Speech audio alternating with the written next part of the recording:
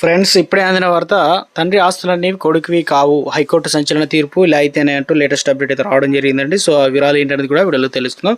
Video చివరి వరకు చూడండి, అర్థమవుతుంది. మరోసారి ఛానల్ వస్తే తప్పకుండా సబ్స్క్రైబ్ చేసుకోండి. చూస్తున్నారు కానీ లైక్ చేయడం మర్చిపోతున్నారు, వెంటనే లైక్ చేయండి. వీళ్ళకైతే వెళ్ళిపోదామండి. ఇక్కడ తండ్రి ఆస్తులనేవి కూడా కొడుకులకు వారసత్వంగా సంక్రమిస్తాయా అంటే అవుననే అంటుంటారు అందరు కదా. సో ఈ విషయం పూర్తిగా అవగాహన లేనప్పటికీ వారసులం మేమే అంటుంటారు చాలా మంది కూడా.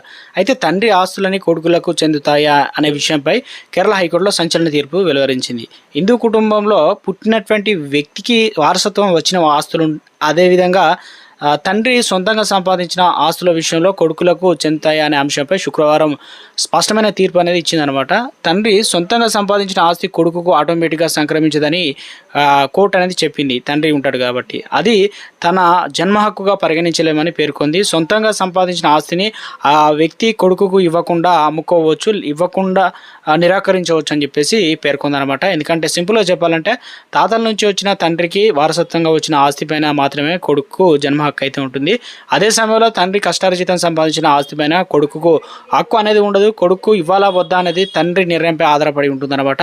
కేరళలో ఆస్తి హక్కుపైన ఒక వ్యక్తి వేసిన కేసును పరిశీలించినటువంటి హైకోర్టు తీర్పు అయితే వెలువరించింది. తన తండ్రి ఆస్తిని తనకు చెందకుండా తన తల్లికి చేసిందని చెప్పేసి ఒక కొడుకు పిటిషన్ వేశాడు. ఇక ఆస్తిని 5 మంది కుటుంబ సభ్యులు చెందేలా వీలునామా రాయడంతో కోర్టుకి ఎక్కాడు. 46 సెంట్ల భూమిని 5 మంది కుటుంబ సభ్యులకు పంచి అతని తల్లి అయితే ఆ ఆస్తిని తన సొంత ఆస్తిగా, పూర్వీకుల ఉమ్మడి ఆస్తిగా కాకుండా సొంతంగా సంపాదించిన ఆస్తిగా పరిగణించినందున కొడుకు కేసును ఓడిపోయాడు అనమాట.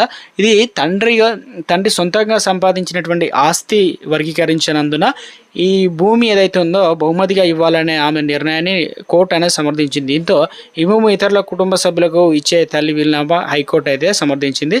తల్లి చెప్పిందే కరెక్ట్ అనే విధంగా అయితే మొత్తానికి సంచలన తీర్పు అయితే చెప్పడం జరిగింది అనమాట.